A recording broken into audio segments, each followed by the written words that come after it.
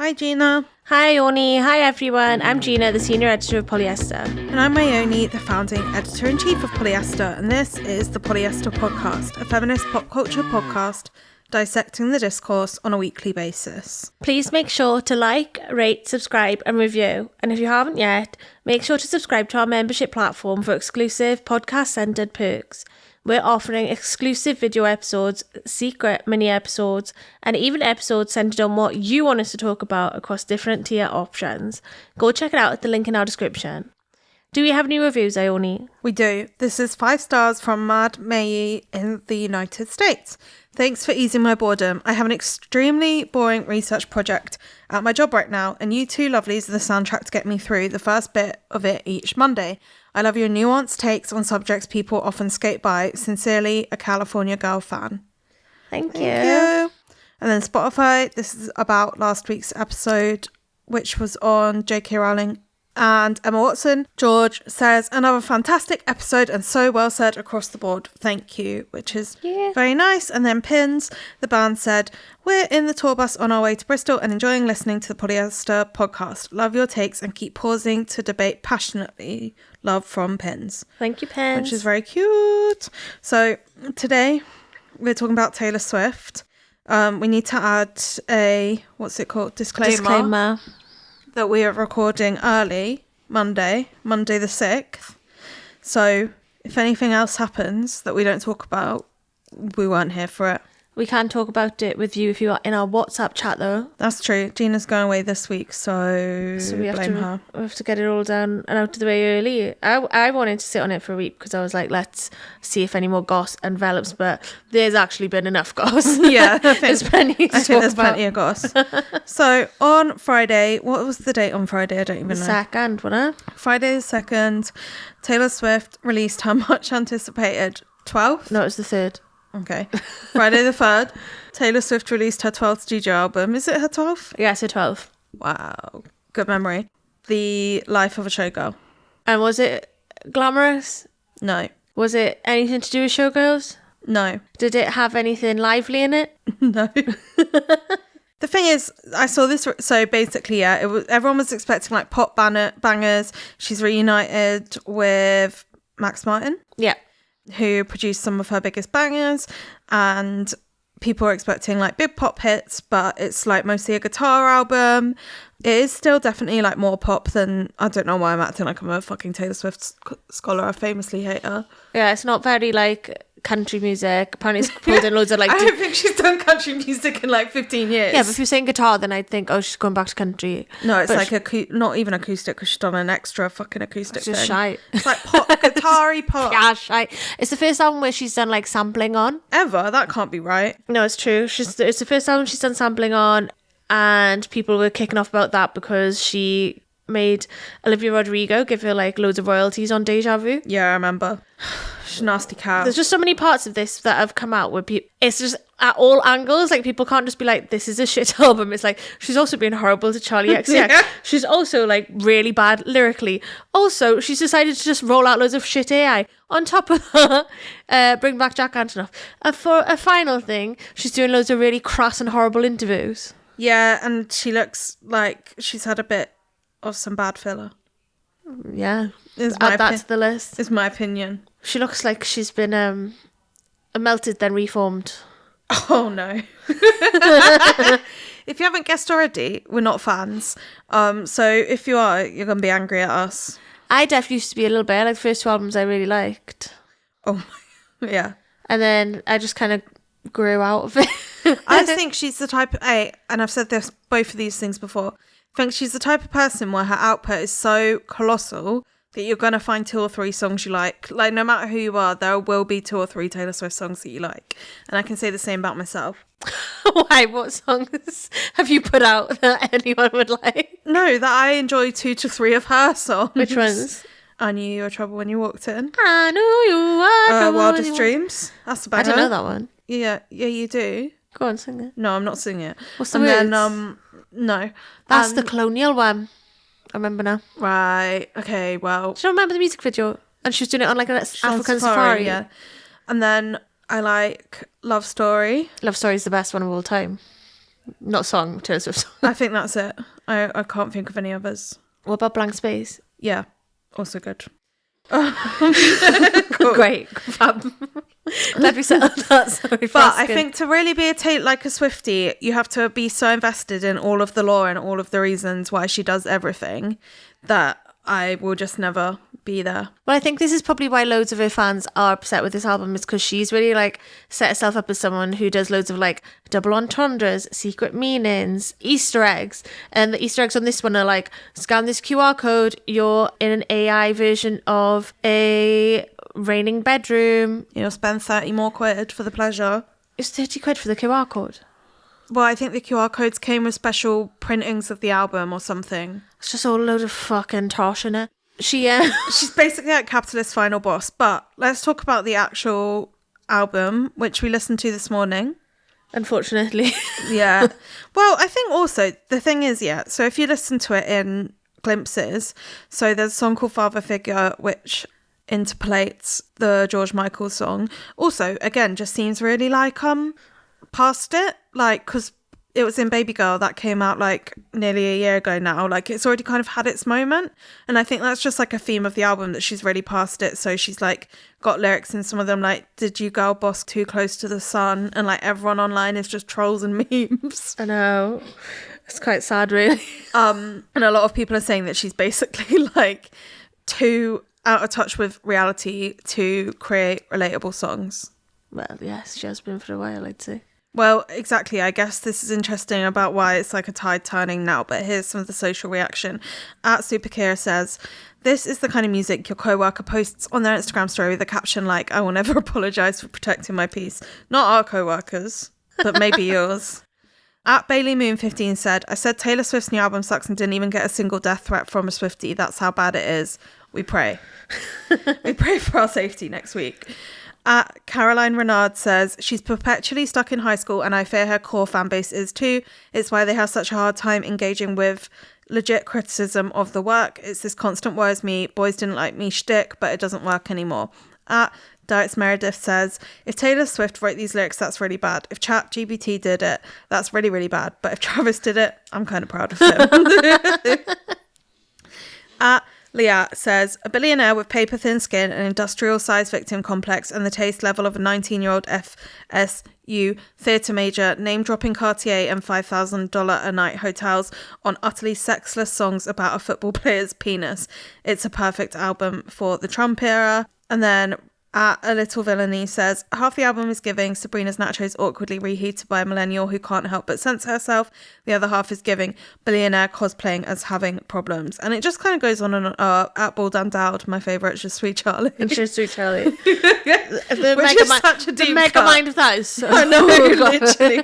But it does seem as though, well, I've actually been saying this for fucking years, and people have shouted at me, and it's true. She's overexposed herself. She's done like too much in too short of a space of time. Like, for most people, it would be enough to do like the biggest tour in the history of tours in the whole world, and then also do an album in the middle of that, and then also get with Travis Kelce and get engaged. But she just has to keep going, like put out another album, and then put out 2 other versions of that album, and then it's a 90-minute cinema experience, and then it's like this, and then she's going on all the chat shows, and she's got her ring out, and she's saying she's going to invite everyone. She does have a ring out. It sounds like her arsehole. She basically has a ring out on this album. What are the lyrics about Travis Kelce's penis? It goes, forgive me, it sounds cocky. He ahmatized me, opened my eyes, which is supposed to be dickmatized me. And it goes, redwood tree, it ain't hard to see. His love was the key that opened my thighs. It sounds like a limerick when you read it out loud. Also, she's going like, there's an interview where she goes, oh, my mum has no idea what that means. It's a secret meaning. Like, what the fuck are you on about? Everyone knows what that means. Your mum's just lying to you. Your mum's thick as shit. Yeah, well, I think they're all thick as shit. So there's another Taylor Swift interview where she goes on like... this one's so good. The Gokwan one. Yeah, so A, what is Gokwan doing presenting radio? For one, American listeners will not know who Gokwan is, but Good thing it's on British radio.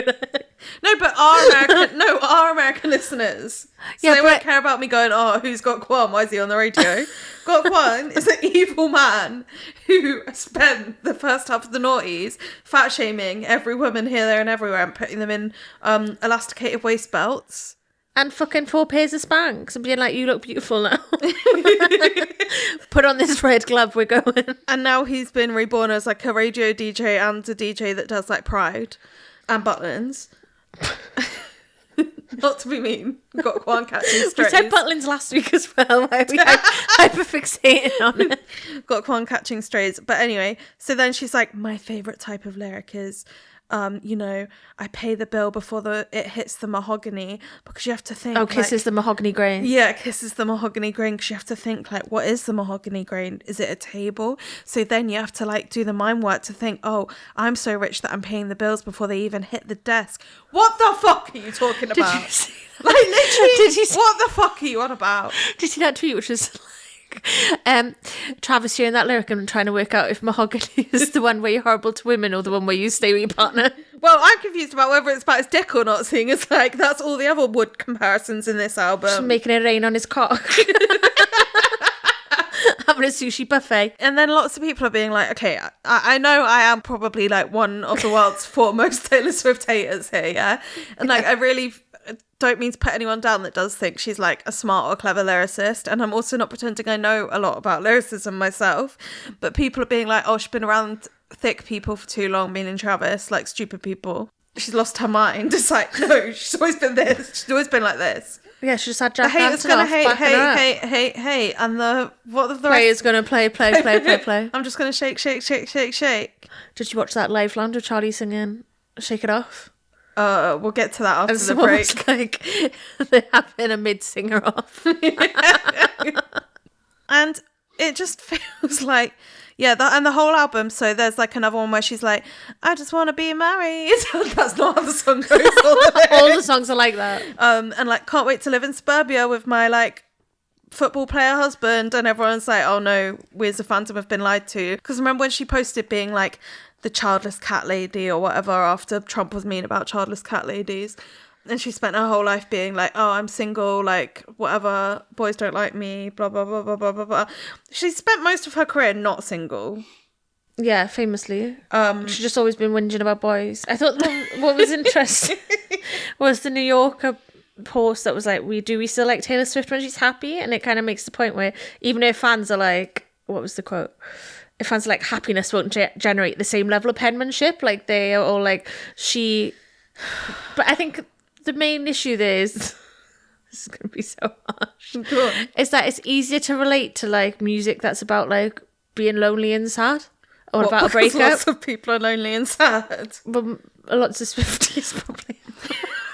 Well, no, I think it's well, that gets into a whole other thing. Like, it's like, obviously there's a lot of good art written about heartbreak and being sad and all of these type of things. And yeah, I guess it's a lot harder to make art that's appealing to a mass audience when you're a happy billionaire. But also, I would say Taylor Swift isn't in that group of people that makes good music about heartbreak. Well, that's the thing. I was thinking like they're all being like perpetuating the idea that you have to be like a tortured artist to create good art. Which is not true, because Charli XX off red every night. Why? What? And suddenly you love? No, I'm saying, yeah, maybe. But then, then I was thinking that, and I was going, her last album was literally called The Tortured Poet Society about Matty Healy. Department, wherever. And then now she's no longer tortured. Well, and they're all like, you're bad now.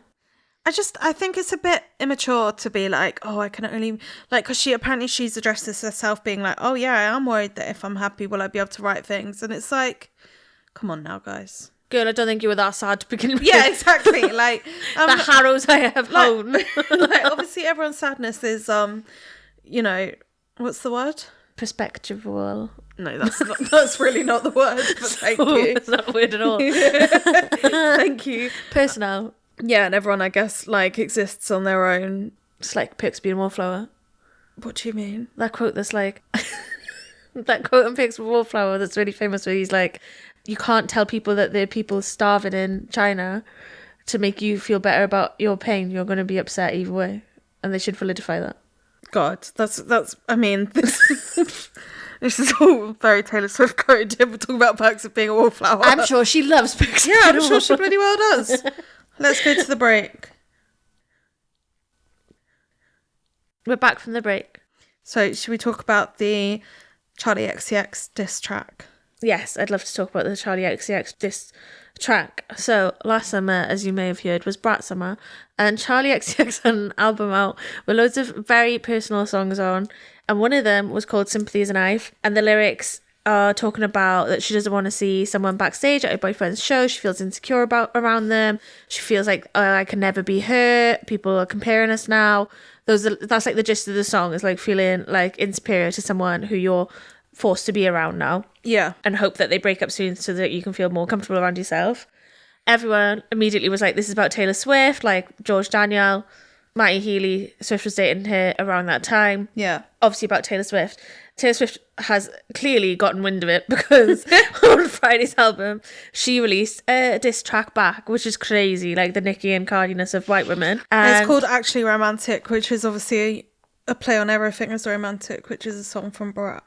Which is crazy, because it's a different song. No, I know. Call it Everything is Sympathy. Do you know what I mean? Like, come on, let's have some brains. call it I Love Knives. Sympathy. Mrs. Knife, call it that.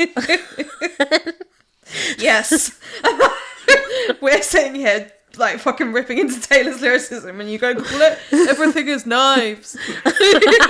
Great. I would have rated it. Amazing. Anyway, the lyrics go, we were actually having like a big argument in the studio on Thursday, because Ione was like, there's no fucking way these lyrics are real because they leaked.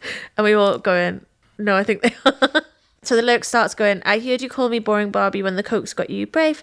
High five my ex, said you're glad he ghosted me. And loads more like that. She kind of there's a bit where she goes, I laugh at you but you're like a chihuahua barking at me from a bag. So I was like, that is so Brat. To be a chihuahua in a bag. Like, it's like the least offensive thing you could say about someone. Innit? And what are you then? The golden retriever? And then obviously everyone's just gone apeshit, being like, this is really embarrassing for Taylor, not because one, it's one of the standout worst songs on her worst album, but also because it just shows like such a misunderstanding of what Charli was trying to say, which was a personal dissection of her own like insecurity. And then Taylor's put out a song to be like, you're an insecure loser.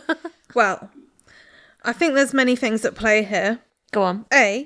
It was still a mean song a bit. Like, it was mostly about Charli, but let's not pretend that Charli is above being rude. Like, on Von Dutch, it's meant to be about twigs. Well, I think that's the persona Charli's built for herself, is that she's nasty. Like, yeah, you can't just be a nasty guy. She's just like a bit of a catty girl. This is another thing that's an issue with it, because essentially one of the only people now, like Charli XCX has just had like the come up of her life, like has become potentially like one of the biggest, like most revered artists in the world, also critically as well as commercially. Like, try as she may, could not get any less cool. Like, it's literally been the face of everything, Aperol to Magnum to Converse, like every brand under the sun, and still has like not lost any of her shine. If any other artist, I feel like, tried to do this apart from Taylor Swift, they would get away with it. But the fact it's Taylor Swift, like Miss Billionaire, like literal capitalism, like personified as an artist. In fact, like this album is making people realise more and more. Like, I mean, obviously, we've been saying that she's like a capitalist pig for years. We have. But even her fans are being like, oh, I feel like I've been taken advantage of. Any other artist could have done this and probably come out better than Taylor Swift has, because like, she is still, Laura Snape says it in The Guardian, like it can only be viewed as punching down, and it's like, obviously that's true, like it can only be viewed as punching down because you're literally the most famous woman in the world. And the whole album is going, I'm so great, la la la la la, my boyfriend has a massive dick. La la I'm la so la. happy, I wear nice clothes and I'm famous and rich. I've got friends who are cancelled. Yeah, and then on that album, it's like her being like, haha, you hate me. That actually means you're obsessed with me and you love me. So nice. I'm so smart. And she said it again. She's like, it's a double entendre. It's actually about like, I hate being the purest form of love, but no one will know that when they listen to it first time. It's like, Of course, everyone fucking does. Like, your lyrics are so obvious. You go, oh, it's actually sweet. The amount of time you spend on me. It's like, you know, like how your haters just actually, like, you occupy so much of their mind and you don't even think about them. It's like, A, you've proven yourself wrong here because you've written a whole song about her. But I did see a good tweet that was like, this is actually a song about Matty Healy. Like, it's not about Charli at all. Like, she's still obsessed with Matty Healy. Of course she is. Also, because that was like her... One that got away. Not just that, but like that was her chance to like break into like being actually like a cool music person, like through that association, and she lost it, and then she just had to like stick regimentally to being like, well, now she's gone completely the other way into like ultra mainstream, like exactly. But I think American she just sweetheart is gagging to be cool, and she can't be, which is why she's made this album where she says like it gets me wet. Yeah, she thinks I said that I'm crazy. She thinks she's an underdog, and this is all part of it. Like, she has a huge victim complex. The problem is, all it does is, like, make Charli XCX more cool. Yeah. I say this is Charli XCX's biggest hater. Do you think Charli's going to respond? No, I don't think she will. She posted in the studio the day after. Yeah, but I think she's just being like, I've got new music coming, I'm in a gorgeous studio. Like, I think that's all we'll get out of it. I don't think we'll get a song. I think it's too obvious. They won't work out on the remix. No, and, like, exactly, she's already done such a successful... like, and saying this as someone that doesn't like it, such a successful track about another female artist that was then had a comeback that was actually good. Well, did you see it's like Taylor's running behind going, hi! But Taylor texted her and was like, let's work it out on the remix. This is the other thing about it. It's probably all they know. Everyone knows. Everyone knew exactly before it was happening because A, yeah, this does just make Charli XCX more famous. B, Taylor Swift gave a quote to like one of the big profiles about Charli where she was like, I've always really respected Charli, and then at the Grammy she was also dancing to Charli's performance and everyone's being like, wow, two-faced bitch. And it's like, no, they obviously all just know what they're doing and they're just laughing behind our backs. Well, everyone online is saying, oh, Lord's the piece here where she's grasped to Taylor about what Charli's been saying. And there's no fucking way. Like, everyone's just saying things that they like, oh, these three famous people that I know are slightly friends. Like, what do you mean? But they probably have 200 mutual friends. Well, it's probably Lord being like, hey, Taylor, you should try what we did. It made us really famous. I don't think Lord has anything to do with this. I think Lord's running on her treadmill. Running away from her demons. Like, I just don't think so. I think Taylor didn't realise how badly she'd come off. I think Charli's laughing all the way to the bank. And that's pretty much it. That's a wrap. I think, like, Taylor, over the last... I don't think she's ever been good at, like, sense-checking the cultural moment. And, like, as time goes on, it becomes more obvious, like, how out of touch and how out of step she is with anything. Everything. She's crap. Yeah. Well, but they all know what they're doing. She's always going to be stuck in that headspace, though, because she got famous when she was, like, 15. And her parents paid for it all. Well, yeah. Her parents, like, superseded her to stardom, like, straight away. And then she's got a song called Eldest Daughter where she's like, I'm the wolf in lamb's clothing. I'm the sacrificial lamb. She just loves Twitter. She's just like... She loves memes from 5 years ago. And apparently she said on, like, Graham Norton or something, she was like, oh, I don't have any of the apps on my phone, but my friends show me things they'll think I like. And, like, no offence, but imagine if the only bits I got from the internet were things you showed me. Yeah, my fucking reshare on Reels. Yeah, I'd get, like, what toilet paper you by AI by month, and I'd get, like... a dog biting a bubble. Yeah, whatever Rob sends me. I'd be so out of touch, no offence. No offence. No offence. I love my friends sending me things. And it's true, it makes up the rich tapestry that is my life. But I couldn't just do it. But I also don't think our friends have good memes because they make well, no, this is what we're saying. Because they're all just yes men. You have the best taste I know, and you don't have that good memes. What? It's a really nice thing to hear. Huh? It's a really nice thing to hear. No, I said you don't have good memes. You said I had the best taste out of everyone you know. Glass half full.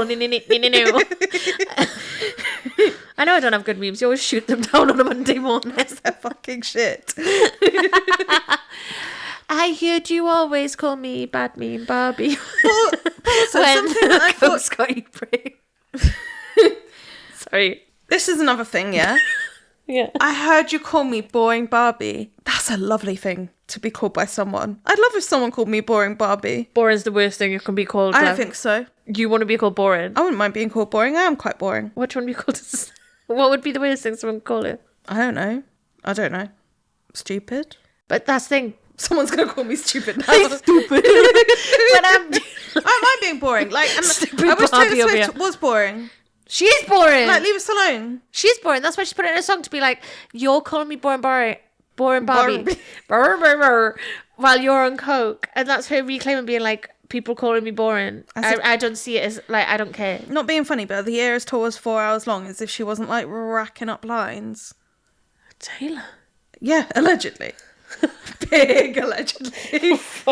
Big allegedly. Well, anyway, guys, I've loved doing this final podcast. Tree, don't come for me. The redwood trees. Well, exactly. What the hell is it about Taylor Swift and she fucking loves trees? Grew up on a Christmas tree farm. Her PR is called Tree Pain, referring to the fucking Travis Kelce's wood, and loves the mahogany grain. And wow, that's a lovely poem. She's got that song which is like, are we out of the woods yet? Are we out of the woods yet? Are we out of the woods? I don't know it. Well, it goes like this. This is another thing I was going to say though. Please. Why has all of her promo, apart from Travis Kelce's podcast, been here? She's been here. Why? To see Lady Gaga. No, I don't think she went to Lady Gaga. I heard she did. No, you didn't. You said she was. You saw the same TikTok as me, which said she's expected to go, and she didn't. Oh well, Andrew Lloyd Webber when? We're not talking about it. Okay. We're talking about Taylor Swift. Well, it was interesting in the press that she's like, I'm not going on tour with this album. She's clearly just done it as a stopgap. But I think maybe she's going to do it so she can get pregnant and then she can just have a year off. I don't think she'll have any time off. Like, I think it's all part of the press. Like, we already said this, like the podcast announcement on Travis's podcast, which we then found out she was engaged. She got engaged straight after the recording of the podcast, which leads us into the promo of this album, which is like all about her going around showing off the ring and talking about him. Like, everything will just be a world building exercise. Like, there's a BBC article saying, like, is she too big to fail? And the answer is, yeah. Now, I've seen a lot of rebuttals to that, basically being like, not rebuttals, but a lot of people being like, she's too big to fail, which makes it, like, more disappointing that she's making this, like, lowest common denominator music, because she could literally make anything and it would still outsell anyone else. But instead, she's just making, like, the most boring things ever of her career. She needs to go goth. And she's using AI. Well, yeah, the AI thing's really bad, especially when she made such a point of being like, I need to own my original artwork from Scooter Braun. Like, this is all about artists being fairly compensated. She wasn't on, like, Spotify for years because she was like, artists should be treated fairly and, like, given, like, the money that they deserve. And then she's gone and used the fucking AI to produce all this stuff. Yeah, so what she did was she, like, hid doors in cities around the world that you could scan a QR code that would take you to a secret video with a secret, like, line or message in it, and all the videos were AI. And ugly. I think she doesn't care. I think, yeah, too big to fail. And apparently all of the, like, loads of the Instagram posts that she's using to promote the album are just, like, photos of the shoot and, like, behind the scenes of the Fate of Ophelia music video and stuff flash up AI warnings. Really? I just think it's depressing because everything she does, and this is why I don't think the Charli track is that deep as well, is just generated to make her more and more money. Like, she doesn't care about anything else. She's just feeding the content machine. Yeah. And she's paying for good reviews as well. Yeah, she paid, well, allegedly. Allegedly paid Rolling Stone and iTunes. They did, like, a front page takeover for it that was, like, all in the colours of the album and stuff. And iTunes tweeted on an account that hadn't twoked for, like, 5-6 years. And everyone was like, this is so, again, it's just laziness. I think, like, the whole thing is really embarrassing because it's so lazy and, like, slapdash, and that's, like, the worst thing, especially as an artist who's, like, framed herself as being so meticulous with all her Easter eggs and shit. I think especially as she spends so much time talking about, like, eras and, like, the packaging of different albums as, like, different identities and stuff, like, just release an album. Like, we never, like, obviously there have been artists that have done, like, different identities for each album cycle for ages, but she could also just put out an album and not be like, this is a world I've built. Also, they're not fucking iconic. Like, I don't know the name of any of her, like, eras, but I do for, like, Madonna, I do for Lady Gaga, I do for Beyonce. Yeah, fair enough. Should we end it there? Yeah. Thank you so much, Ione, for such a thrilling episode, as usual. Thank you, Gina. Thank you, Rob, for the research, and Olivia for the edit. We will see you next week. Bye.